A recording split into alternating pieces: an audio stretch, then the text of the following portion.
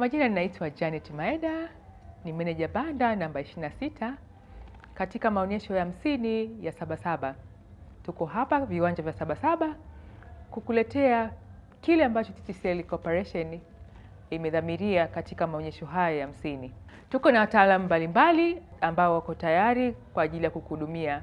Wataalamu hawa wametokea NIDC, NICBB, Public Wi-Fi, Call Center, kituo cha kidijitali cha mafunzo, lakini pia bila kusahau mobile na fiber mlangoni kwako. Wote hawa wako tayari kukuhudumia.